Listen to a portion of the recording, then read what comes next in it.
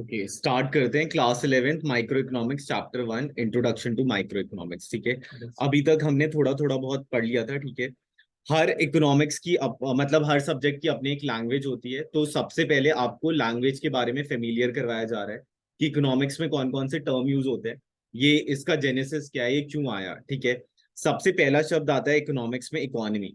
Economy का मतलब होता है हर इंडिविजुअल कुछ ना कुछ अलग काम कर रहा है और उस अलग काम को कर कर कमा रहा है, उसे हम इकोनॉमी कहते हैं। तो economy is a system by which people get living. ठीक है, हर इंडिविजुअल कुछ ना कुछ अलग काम कर रहा है और उस अलग काम को कर कर वो कमा रहा होता है, उसे हम इकोनॉमी कहते हैं। किसी भी इकोनॉमी को रन करने के लिए ये तीन प्रोसेस होना जरूरी है: प्रोडक्शन, कंजम्पशन, इन्वेस्टमेंट। तभी इकोनॉमी स्मूथली रन कर पाएगा, मगर ना स्मूथली रन नहीं कर पाएगा। प्रोडक्शन होगा तभी कंजम्पशन हो पाएगा, और कंजम्पशन होगा तभी री इन्वेस्टमेंट हो पाएगा। ठीक है, तो प्रोडक्शन, कंजम्पशन, इन्वेस्टमेंट, ये तीन बेसिस होते हैं। ठीक है, जिसकी वजह से इकोनॉमी जो है रन कर रहा होता है। ठीक है, अब तुम्हें एक और बात याद रखनी है। ठीक है, अगर मैं अपने इकोनॉमिक सिस्टम की बात करूं, अगर मैं अपने इकोनॉमिक सिस्टम की बात करूं, तो मैंने इकोनॉमिक सिस्टम को तीन में डिवाइड कर रखा है। ठीक है, पहला सिस्टम क्या है मेरा? Capitalist economy. कैपिटलिस्ट इकोनॉमी का मतलब होता है जिसमें बस प्राइवेट सेक्टर्स होते हैं। कैपिटलिस्ट इकोनॉमी का मतलब होता है जिसमें बस प्राइवेट सेक्टर होते हैं। ठीक है, फिर आता है आपका सोशलिस्ट इकोनॉमी।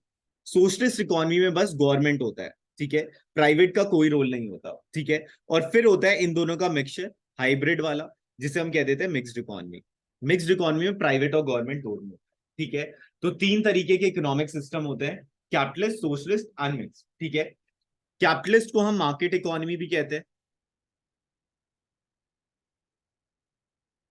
सोशलिस्ट को हम सेंट्रली प्लान्ड इकोनॉमी भी कहते हैं,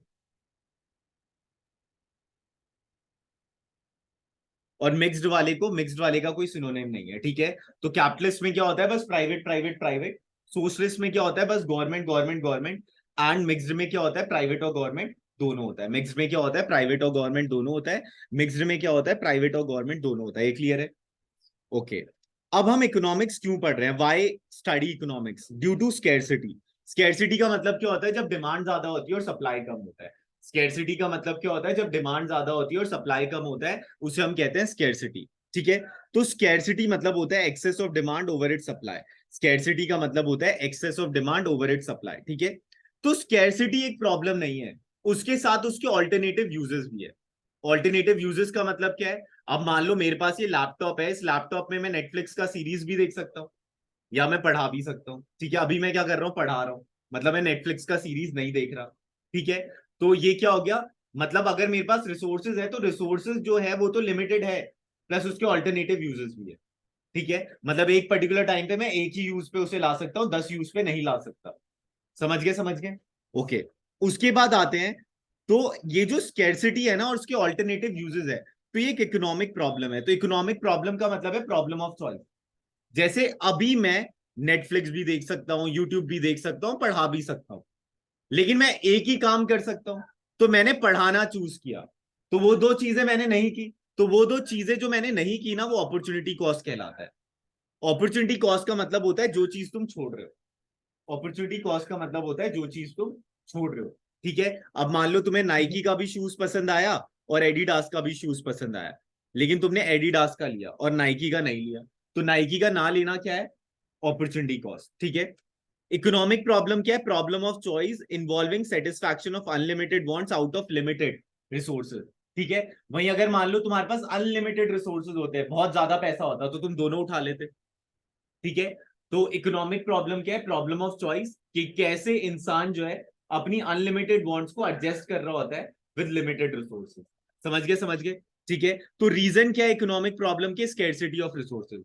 जो ह्यूमन बीइंग्स है उनके पास जो रिसोर्सेज है वो लिमिटेड है, और जो उनके वांट्स है वो अनलिमिटेड है। ठीक है, और वो अनलिमिटेड वांट्स जो है वो डिफर करते हैं, प्रायोरिटीज भी उनकी डिफर कर रही होती है। ठीक है, अगर मान लो किसी को मीठा पसंद है तो मीठे वाली चीजों का डिमांड करेगा, किसी को खट्टा पसंद है तो खट्टे वाली चीजों की डिमांड करेगा। ठीक है, तो डिफरेंट प्रायोरिटीज रहता है। किसी का बच्चा पढ़ रहा है तो वो ट्यूशन की डिमांड करेगा, स्कूल की डिमांड करेगा। जिस जो बड़ा हो गया है वो कॉलेज की डिमांड करेगा, अलग अलग यूनिवर्सिटीज की डिमांड करेगा। तो ह्यूमंस के वांट्स भी डिफर कर रहे होते हैं। ठीक है, according to their priority and alternative uses. ठीक है, तो इकोनॉमिक प्रॉब्लम क्या है? Problem of choice. और ये प्रॉब्लम ऑफ चॉइस अराइज क्यों होती है? क्योंकि उसके तीन प्रॉब्लम्स है। ठीक है, वो तीन रीजंस क्या है? scarcity of resources, human wants are unlimited, and resources have alternative uses. ठीक है, human wants are unlimited, resources are limited, resources have alternative uses. Human wants are unlimited, resources are limited, resources have alternative uses. Human wants are unlimited, resources are limited, resources have alternative uses. Done? Okay. अब आते हैं resources के features पे. तो resources scarce होते हैं और उनके ऑल्टरनेटिव यूजेस होते हैं. रिसोर्सेज जो होते हैं वो स्केर्स होते हैं और उनके ऑल्टरनेटिव यूजेस होते हैं. रिसोर्सेज जो होते हैं वो स्केर्स होते हैं और उनके ऑल्टरनेटिव यूज होते हैं. रिसोर्सेज जो होते हैं वो आपके स्केर्स होते हैं और उनके ऑल्टरनेटिव यूज होते हैं. रिसोर्सेज जो होते हैं वो आपके स्केर्स होते हैं और उनके ऑल्टरनेटिव यूज होते हैं. तो resources are scarce and they have alternative uses. Resources are scarce and they have alternative uses. समझ गए? वैसी अगर मैं ह्यूमन वांट्स की बात करूं तो ह्यूमन वांट्स अनलिमिटेड होते हैं और differ in priority. Human wants are unlimited and differ in priorities. Human wants are unlimited and differ in priorities. Done? Okay. अब आते हैं इकोनॉमिक्स की डेफिनेशन पे. तो economics is a social science which study a way a society chooses to use its limited resources which have alternative uses. एक salary employ ले लो, उसकी सैलरी मान लो 50,000 है और जो रहता है वो उसका जो रहन सहन है वो 1 लाख का है. ठीक है. अब वो कैसे उस 50,000 में उस 1 लाख वाली लाइफ को एडजस्ट कर रहा है. ठीक है. तो वो होता है, अब हर इंसान जितना कमा रहा होता है उससे ज्यादा ही सोच रहा होता है.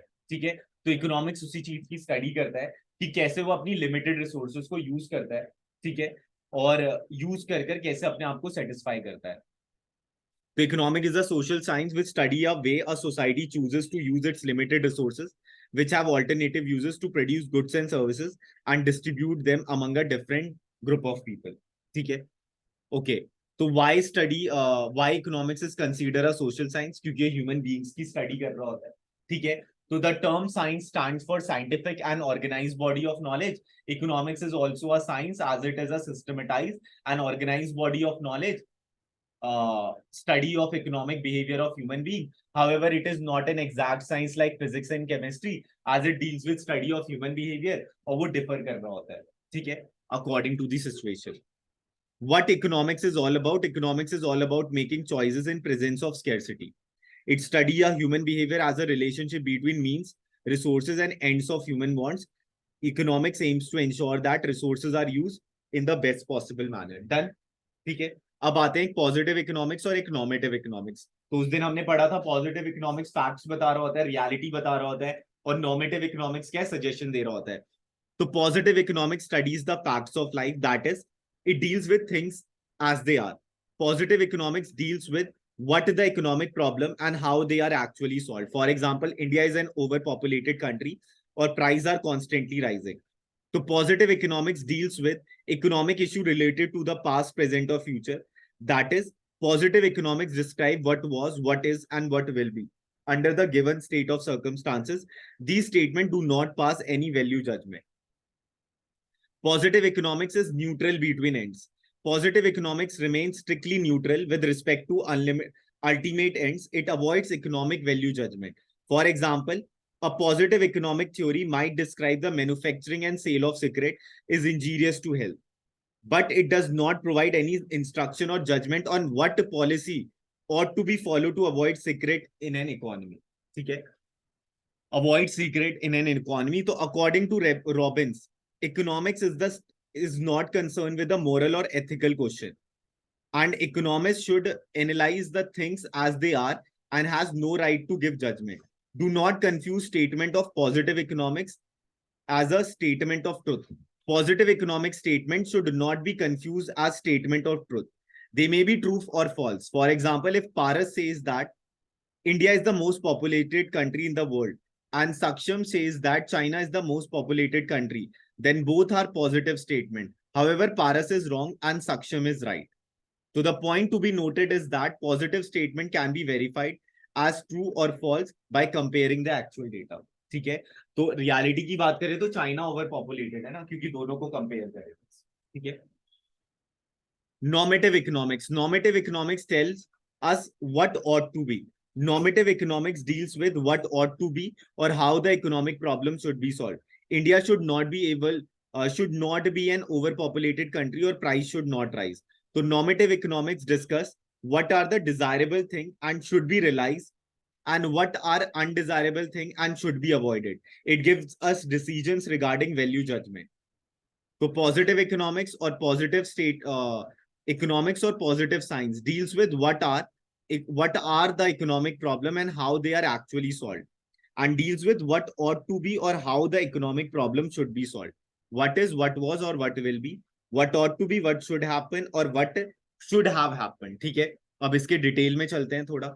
इतना थोड़ा बहुत समझ आया, ग्लिम्सेस तो मिल गए ना इसके. चलो.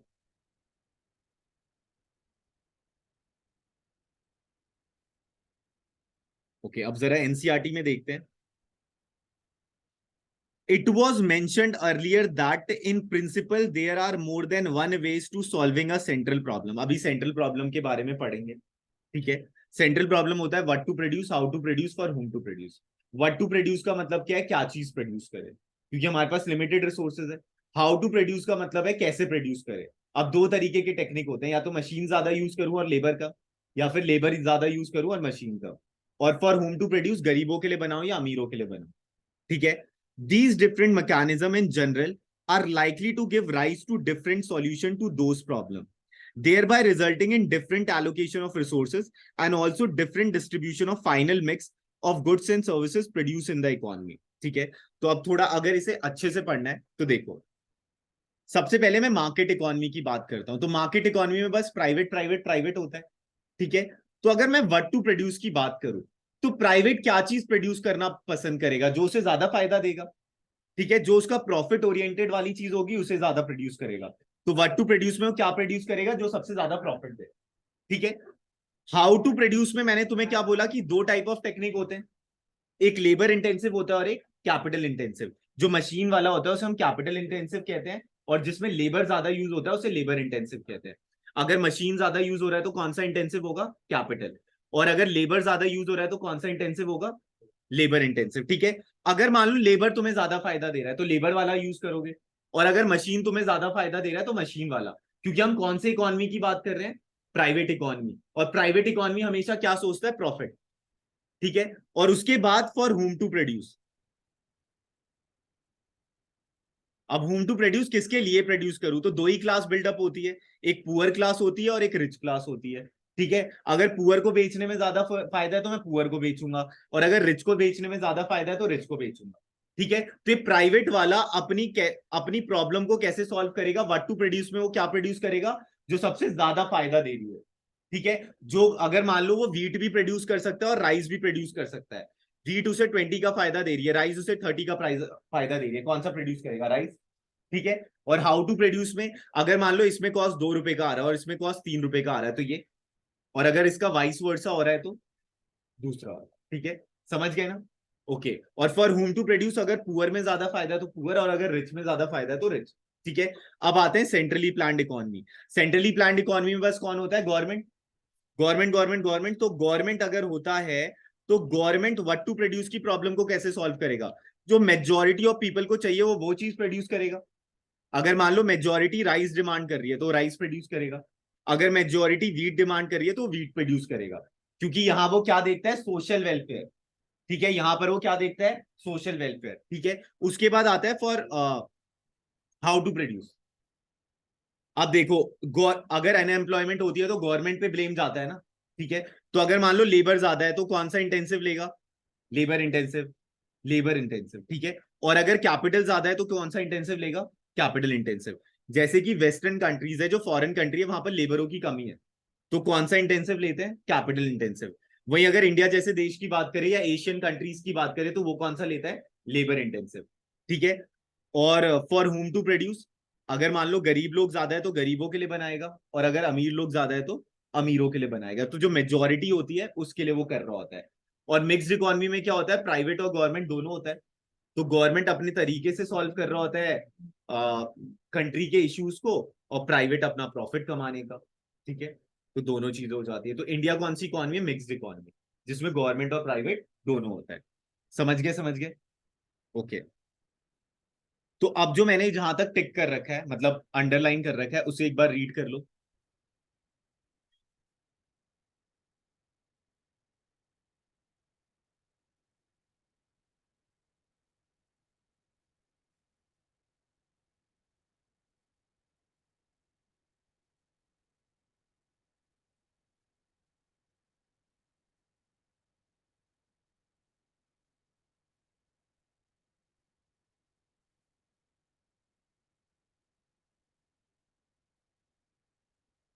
डन, यहां तक कोई दिक्कत? चलो, therefore it is important to understand which of these alternative mechanism is more desirable for an economy as a whole. So in economics, we try to analyze the different mechanism and figure out the outcome which are likely to result under each of these mechanism. We also try to evaluate the mechanism by studying how desirable the outcome resulting from them are. Often, a distinction is made between positive economic analysis and normative economic analysis, depending on whether we are trying to figure out how a particular mechanism function or we are trying to evaluate it. In positive economics analysis, we study how the different mechanism function. And in normative economics, we try to understand whether these mechanisms are desirable or not. ठीक है? तो positive economics में हमें पता होता है कि अगर ये चीज की तो ऐसा होगा, ठीक है। और नॉर्मेटिव में क्या होता है, अगर हम ऐसा करेंगे या ऐसा करते तो ऐसा हो जाता, ठीक है। नॉर्मेटिव क्या होता है, सजेशन बेस्ड होता है, और पॉजिटिव क्या होता है, वो सीधा बता देता है, ठीक है। मतलब अगर मान लो मैं दूध में चीनी डालूंगा तो मीठा ही होना है ना, चाहे मैं अमेरिका में डालू चाहे मैं इंडिया में डालू, ठीक है। However, this distinction made between positive and normative economics analysis is not very sharp one. The positive and normative issues involved in the study of central economic problem are very closely related to each other, and proper understanding of one is not possible in isolation of other.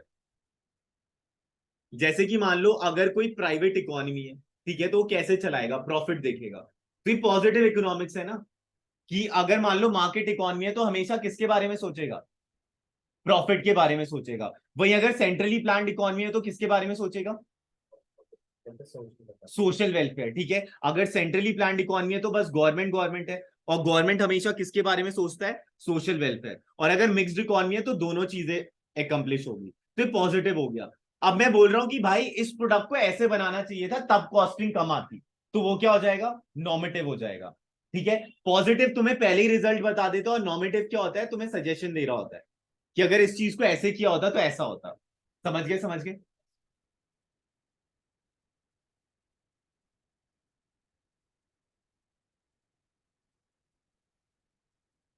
Okay, meaning, it deals with what is or how the economic problem are actually solved. It deals with what ought to be or how the economic problem should be solved. ये verified हो सकता है actual data से, ये verify नहीं हो सकता actual data से. It aims to make real description of an economic activity. It aims to determine the ideals. खुद ही build up कर लिए.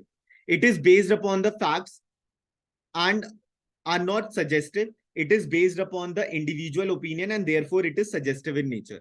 It does not give any value judgment. It is neutral between ends. It gives value judgment. Prices of Indian economy are constantly rising. India should take steps to control rising prices. There are inequality in income in our economy. Income inequality should be reduced. ठीक है, एक बार देख लो जरा, कोई दिक्कत है तो बताओ।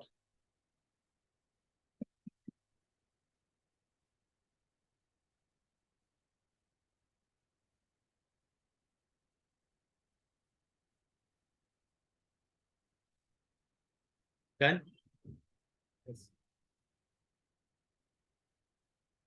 तो जब हमने चैप्टर स्टार्ट किया था, सबसे पहले हमने इकोनॉमी पढ़ा था, उसके बाद हमने पढ़ा था क्यों हम वाइटल प्रोसेस क्या इकोनॉमी के, प्रोडक्शन, कंजम्पशन, इन्वेस्टमेंट, और इसे कैपिटल फॉर्मेशन भी कहते हैं। जैसे मान लो पहले तुम्हारे पास दो मशीन थी, दो मशीन का वर्थ जो था वो 2 लाख था, तो तुम्हारा कैपिटल फॉर्मेशन अभी कितना है, 2 लाख, ठीक है। फिर तुमने ऐड कर लिया 1 लाख, तो अब कैपिटल फॉर्मेशन कितना है, 3 लाख, ठीक है। Why study economics due to scarcity, scarcity के ऑल्टरनेटिव यूज होते हैं, उसकी वजह से वो इकोनॉमिक प्रॉब्लम हो जाता है। इकोनॉमिक प्रॉब्लम के रीजन क्या है, scarcity of resources, unlimited human wants, alternative uses। resources के features क्या है, they are scarce, they have alternative uses। और human wants के features क्या है, they are unlimited and differ in priority। economics क्या है, study है human being का, इसे हम social science भी कहते हैं क्योंकि human beings और एक systematized knowledge की study हो रही होती है, ठीक है। पॉजिटिव और नॉर्मेटिव हमने पढ़ लिया, ठीक है। पॉजिटिव साइंस भी कहते हैं इसे, और पॉजिटिव इकोनॉमिक्स उसे नॉर्मेटिव साइंस और नॉर्मेटिव इकोनॉमिक्स, ठीक है।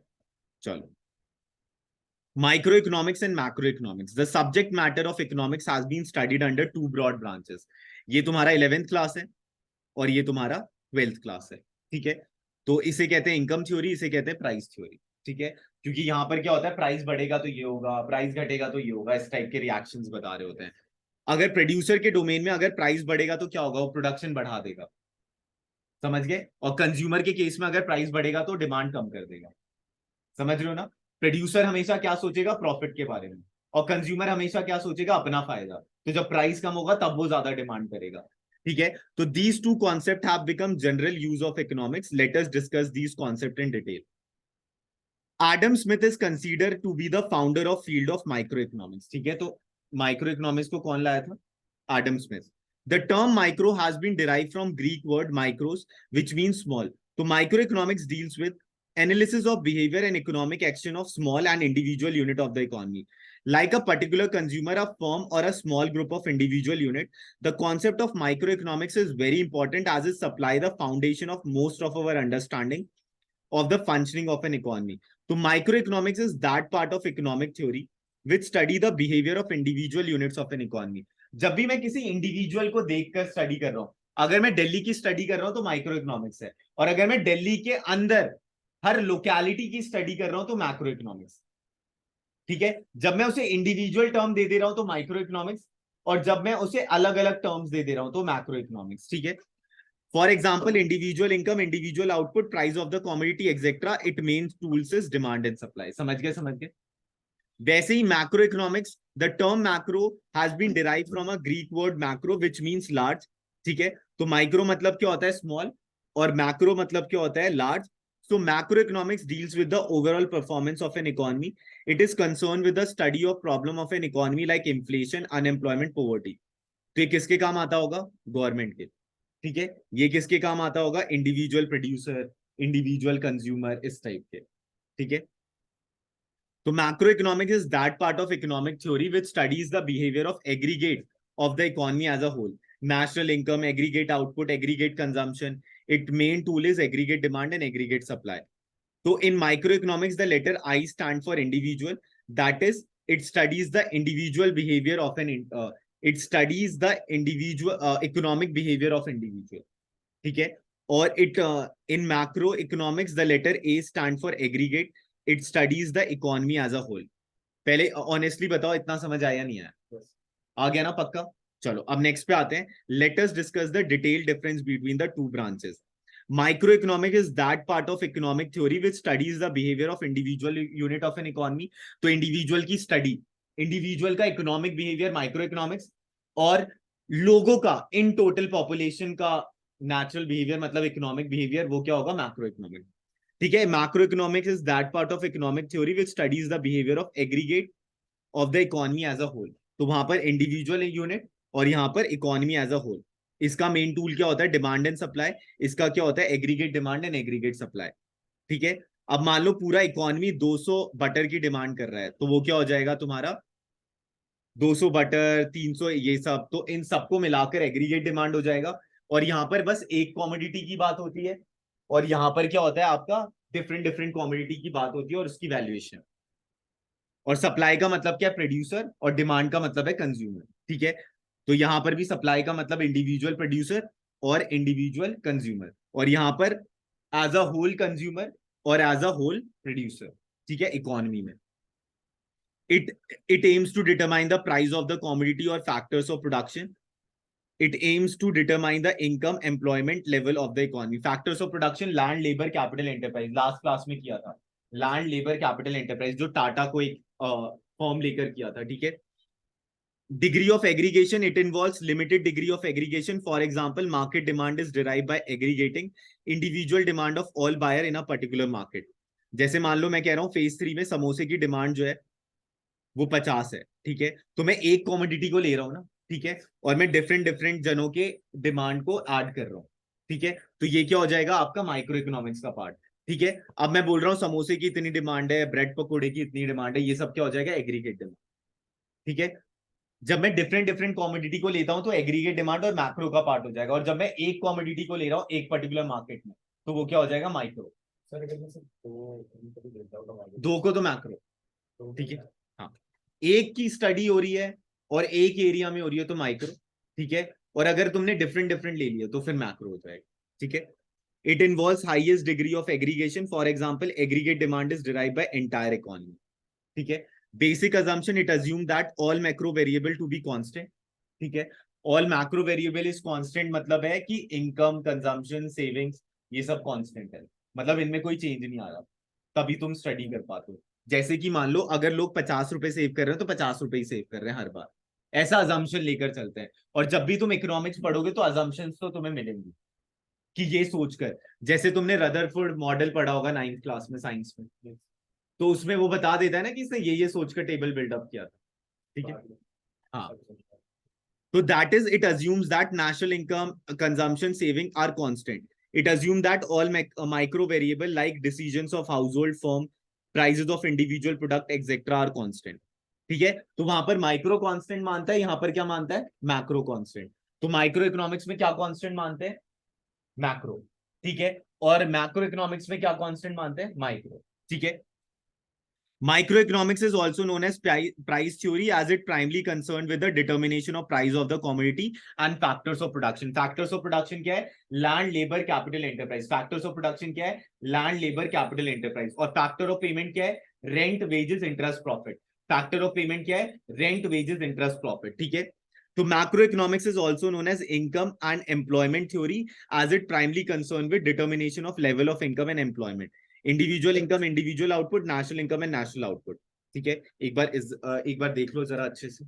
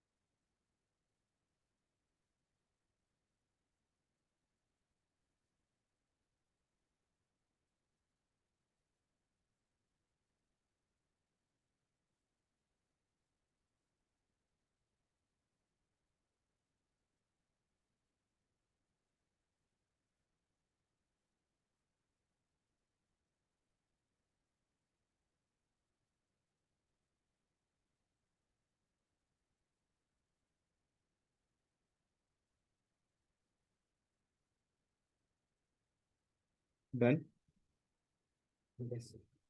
चलो अब आते हैं नेक्स्ट पे. Interdependence of micro economics and micro economic. अब देखो, अब किसी इंडिविजुअल की स्टडी करने के बाद ही तो मैक्रो बिल्डअप होगा ना. एग्रीगेट कब बनेगा? जब एक एक एक एक एक एक, एक सबको मिलाऊंगा तभी तो एग्रीगेट बनेगा, ठीक है। तो economics is a single subject and analysis of economy can not be split into two water light compartment. It means microeconomics and macroeconomics are not independent of each other. There is some much common ground between the two. ये कैसे पता चला कि price कम होता है तभी demand बढ़ती है? ये एग्रीगेट से ही तो पता चलेगा ना, ठीक है। तो it means both micro economics and macro economics are interdependent. Let us elaborate their interdependence with the help of some example. Microeconomics depends on macroeconomics. Law of demand came into existence from analysis of the behavior of group of aggregate of the people. सही बात है, aggregate ने react किया कि price कम होता है तभी demand बढ़ती है. लॉ ऑफ डिमांड ये कहता है जब किसी कॉमोडिटी का प्राइस कम होता है तब उसकी डिमांड बढ़ जाती है, ठीक है। ये कैसे पता चला? जब मैंने उसे मैक्रो लेवल पे देखा, जब मैंने इंडिविजुअल की रिएक्शन देखे, उसके बाद मैं ये डिफाइन कर पाया ना, तो ये समझ गए पहला, ठीक है। Price of the commodity is influenced by the general price level prevailing in the economy. Macroeconomics depend on microeconomics. National income of the country. National income का मतलब क्या होता है कि हर इंडिविजुअल कितना कमा रहा है, हर इंडियन रेजिडेंट कितना कमा रहा है. जब मैं उसका टोटल कर देता हूं तो मेरा नेशनल इनकम आ जाता है. तो national income of the country nothing but the sum total of individual units of the country. तो aggregate demand depend on the demand of individual household of the economy. Micro macro paradox. अब ध्यान से सुनना. Paradox मतलब होता है contradictory statement, ठीक है। मैंने बोला जितने भी चश्मे वाले लोग होते हैं वो बहुत इंटेलिजेंट होते हैं. क्या ये सही बात है? हर चश्मे वाला इंटेलिजेंट होगा? नहीं ना, रियलिटी तो नहीं हो सकती ना ऐसे, ठीक है। तो अगर मान लो कोई चीज माइक्रो इकोनॉमिक्स में अच्छी है तो जरूरी नहीं हो मैक्रो इकोनॉमिक्स में अच्छी होगी. इसका मतलब क्या है? माइक्रो इकोनॉमिक्स का मतलब है इंडिविजुअल और मैक्रो इकोनॉमिक्स का मतलब है एज अ होल, ठीक है। पहले इकोनॉमी में 500 की सेविंग थी और डिमांड जो थी वो 1000 की थी, ठीक है। अब इकोनॉमी में 1000 की सेविंग है और डिमांड जो है वो 500 की है. अब इकोनॉमी वर्स्ट चल रहा होगा ना. देखो इंडिविजुअल लेवल में सेविंग बढ़ा तो इन फ्यूचर अगर कोई कंटीजेंसीज आएंगी तो उससे मीट कर सकते हैं, ठीक है। तो इंडिविजुअल लेवल में तो अच्छा है कि सेविंग हो रही है, लोगों को इन फ्यूचर कोई दिक्कत नहीं आएगी, वो गवर्नमेंट पे डिपेंड नहीं होंगे. लेकिन रियलिटी में तो अनएम्प्लॉयमेंट बढ़ जाएगा ना, क्योंकि लोग खर्चा नहीं कर रहे. लोग खर्चा नहीं कर रहे मतलब गुड्स एंड सर्विसेज की डिमांड नहीं कर रहे. और जब वो गुड्स एंड सर्विसेज की डिमांड नहीं करेंगे तो फर्म का प्रोडक्शन बिकेगा नहीं. जब फर्म का प्रोडक्शन नहीं बिकेगा तो लोगों को हटाने लगेगा. जब लोगों को हटाने लगेगा तो लोग अनएम्प्लॉयड हो जाएंगे. जब लोग अनएम्प्लॉयड हो जाएंगे तो वो अपनी सेविंग को यूज करेंगे, ठीक है। और गवर्नमेंट पे बर्डन बनेंगे, क्योंकि जिसका कोई नहीं होता उसका गवर्नमेंट होता है, ठीक है। लेकिन क्या तुम्हें लगता है हर किसी की सेविंग होगी? है ना, मतलब इतने सारे जने होंगे और सेविंग एक पर्टिकुलर टाइम पे खत्म भी तो हो जाएगा, ठीक है। तो यहां पर समझाने की बात यह है कि अगर इंडिविजुअल लेवल पे वो फायदा दे रहा है तो जरूरी नहीं है कि नेशनल लेवल पे वो फायदा दे, ठीक है। वैसे ही अगर मान लो गवर्नमेंट ने टैक्सेस बढ़ा दिए, इससे रिच की इनकम क्या होगी? लो हो जाएगी. तो इंडिविजुअल लेवल पे तो उसको अच्छा नहीं लगा, ठीक है। लेकिन मैक्रो लेवल पे क्या होगा? इंफ्रास्ट्रक्चर अच्छा हो जाएगा, स्कूल्स एंड हॉस्पिटल्स अच्छे हो जाएंगे. समझ रहे हो ना? तो पैराडॉक्स मतलब समझ आ गया, micro macro paradox. Paradox is seemingly absurd or contradictory statement, though often a true statement. Sometimes there are paradox seen in micro and macro activity. It means an act which is beneficial for an individual may prove to be harmful for the economy as a whole. Example, if an individual saves his family income, will be benefited, family will be benefited, but the whole economy starts saving, it will result in contraction of demand, output, employment and income. As a result, the whole economy will suffer. समझ आए? ठीक है. तो which is more important, microeconomics or macroeconomics? तो both are important, ठीक है. तो both microeconomics and macroeconomics have a place of their own and none of them can be dispensed with. Microeconomics concentrate on the working of individual component and macroeconomics study the economy in general. While the former is concerned with structure of aggregate, the latter is concerned with aggregate themselves. So both the approaches are supplementary to each other. So the superiority of one approach over the other cannot be claimed. Need to separate theory of macroeconomics. Microeconomics failed to study the aggregate of the economy as a whole. As a result, there was a need for separate theory. ठीक है, micro economics ना कोई law war buildup नहीं कर पाता अगर वो बस इंडिविजुअल की स्टडी करता, इसलिए मैक्रो इकोनॉमिक्स ने रिएक्शन बिल्डअप किए और उसकी वजह से लॉ बिल्डअप हो पाए। मुझे कैसे पता चल पाया कि जब प्राइस बढ़ता है तभी प्रोड्यूसर ज्यादा बनाना की कोशिश करता है। मान लो तुम ये 3 गुड्स प्रोड्यूस करते हो, ठीक है, पहले तुम्हें तीनों में सेम फायदा हो रहा था, अब इसमें 4 हो रहा है फायदा, ठीक है, तो अब तुम अपने फैक्टर्स ऑफ प्रोडक्शन को ए वाले कॉमोडिटी पे लगा दोगे, मतलब यहाँ पर लैंड लेबर कैपिटल और यहाँ पर लैंड लेबर कैपिटल कम यूज करोगे और यहाँ पर ज्यादा यूज करोगे जिससे तुम ज्यादा कमा सको, ठीक है, which could happen the working of the economy. तो macroeconomics helps to understand the working of an economy as well as to explain the various macroeconomics paradox. Microeconomics price theory study the behavior of individual unit of an economy और macroeconomics income theory studies the behavior of aggregate economy as a whole. समझ गए समझ गए? Okay, अब जरा हम देख लेते हैं एनसीईआरटी के डोमेन में इसमें क्या है। पानी पीना है? हाँ, okay. Microeconomics and macroeconomics. Traditionally, the subject matter of economics has been studied under the two broad branches, microeconomics and macroeconomics. In microeconomics, we study the behavior of individual economic agent. Economic agent का मतलब है तुम्हारा household, firm,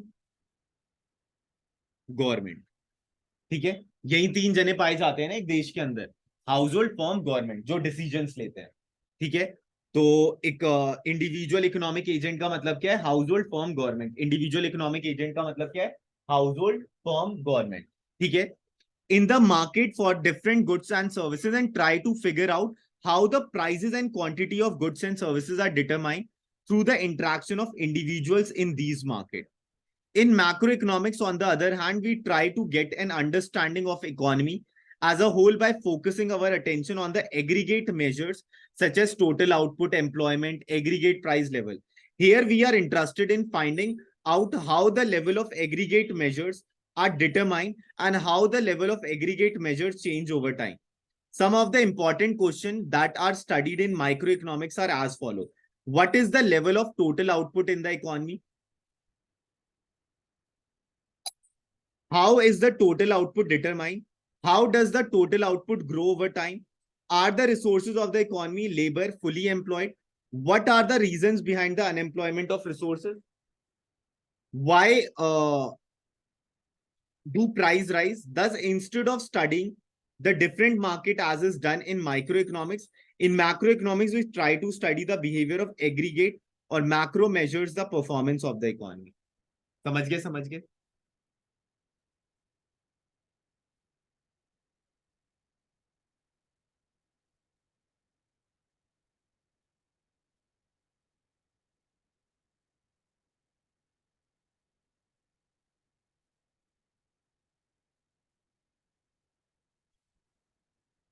okay, इसलिए central problems आई economy की, कि economy की जो major problems है वो क्या क्या है? What to produce, how to produce, for whom to produce. What to produce, how to produce, for whom to produce, ठीक है। तो these problems are called central problem because these are the most basic problems of an economy and all problems are revolved around it. Production, distribution and disposition of goods and services are the basic economic activity of life. तो हमने पढ़ा था ना, सबसे पहला phase क्या होता है? प्रोडक्शन फेज, जिसमें हाउस होल्ड जो है अपनी फैक्टर सर्विसेज देता है फर्म को और फर्म उसकी हेल्प से गुड्स एंड सर्विसेज प्रोड्यूस कर लेता है, ठीक है। उसके बाद फिर फर्म जो है उन्हें पैसे देता है और पैसे देने के बाद वो मार्केट में वो पैसे को खर्च करते हैं, उसे हम कह देते हैं डिस्पोजिशन फेज। तो 3 फेजेस होते हैं किसी भी इकोनॉमी के, production phase, distribution phase and disposition phase. Production phase, distribution phase and disposition phase, ठीक है। In the course of these activity, every society has to face scarcity of resources. Because of this scarcity, every society has to decide how to allocate scarce resources. It leads to following central problem. What to produce, how to produce, for whom to produce. So allocation of resources studied under microeconomics. So allocation of resources refers to the problem assigning the scarce resources in such a manner that the maximum wants of the society are fulfilled. As the resources are limited in relation to unlimited wants, it is important to economize. Economizing का मतलब होता है best utilization of resources. Economizing का मतलब होता है best utilization of resources and utilize them in the most efficient manner. So the problem of allocation of resources is studied under three heads: what to produce, how to produce, for whom to produce.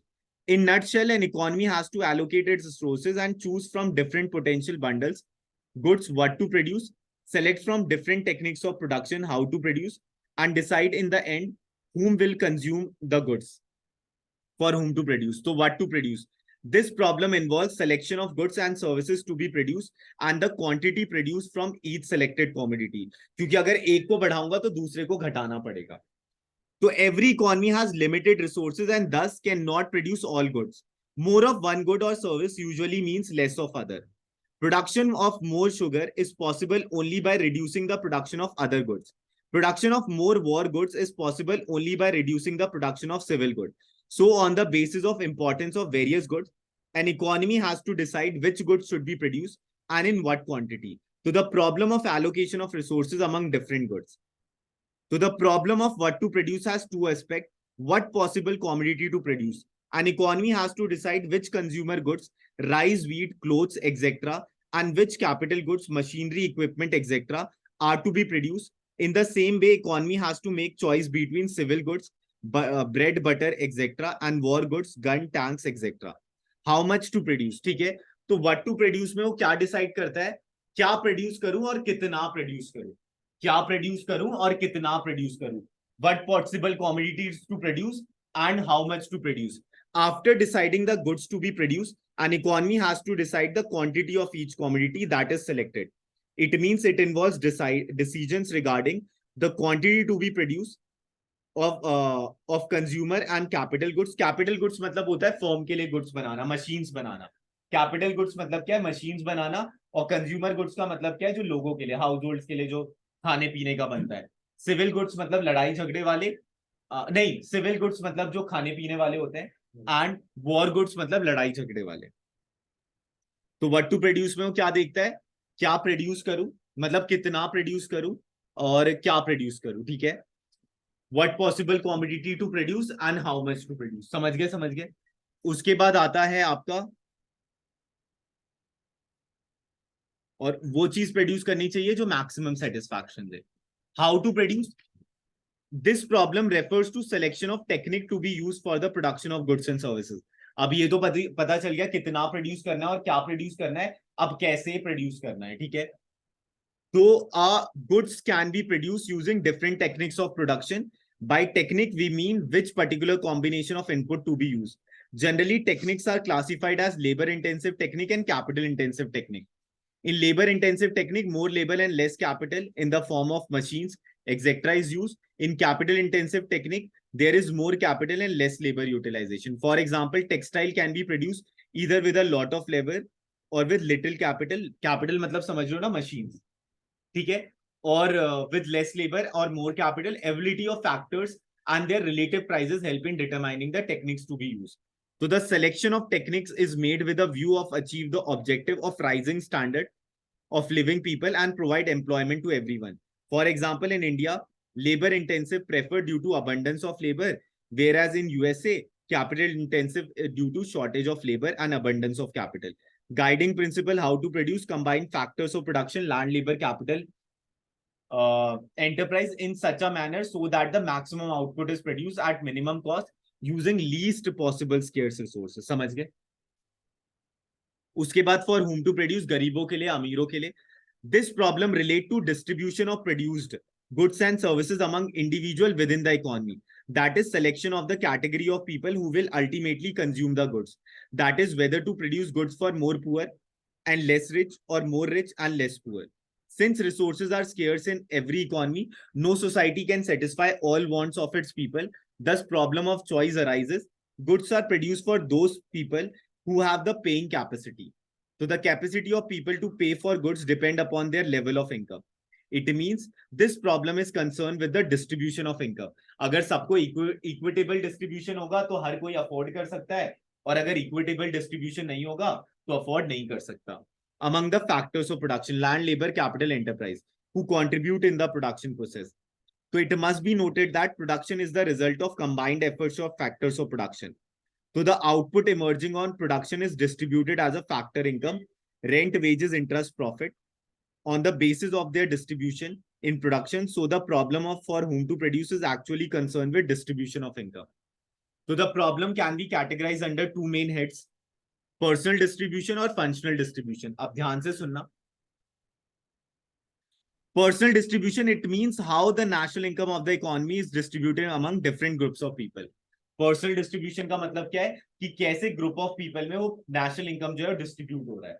ठीक है. और functional distribution, it involves deciding the share of different factors of production in the total product, in the total national product of the economy. Guiding principle for whom to produce ensure the urgent wants of the each productive factor are fulfilled to the maximum possible extent. Functional distribution, it involves deciding the share of different factors of production in the total national product of the country. कि land ज्यादा लग रहा है, labour ज्यादा लग रहा है, capital ज्यादा लग रहा है या एंटरप्राइज. समझ गए समझ गए. तो central problem of an economy, what to produce, it involves selection of goods and services and the quantity to be produced of each selected commodity. Involves how to produce involves selection of technique, whether to use labor intensive or capital intensive. For whom to produce involves distribution of produced goods and services among individuals within the economy. It must be noted that in addition to allocation of resources, there are two major central problems. Problem two of fuller and efficient utilization of resources. Problem of growth resources. However, they are beyond the scope of syllabus. Opportunity cost तो समझ गए, जो चीज तुम sacrifice कर रहे हो. ठीक है.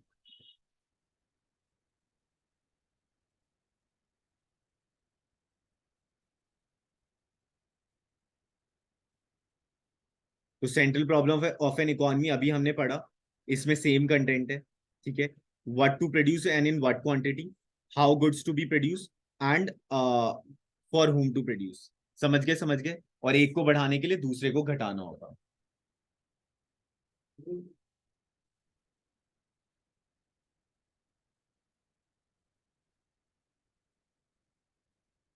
तो देखो, अगर तुम सीवीटी का सिलेबस भी देखोगे ना इन फ्यूचर, अगर कभी देखते हो,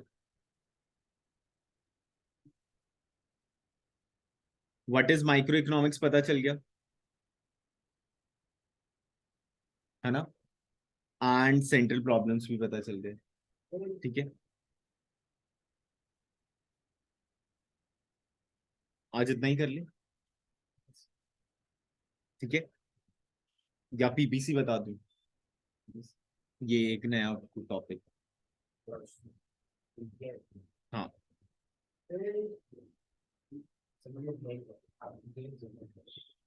ग्लिम्स ये है कि अगर एक को ज्यादा प्रोड्यूस करना है तो दूसरे को घटाना पड़ेगा, या फिर ये नेक्स्ट क्लास में कर ले. ठीक है. इतना तो समझ आ गया ना. चलो.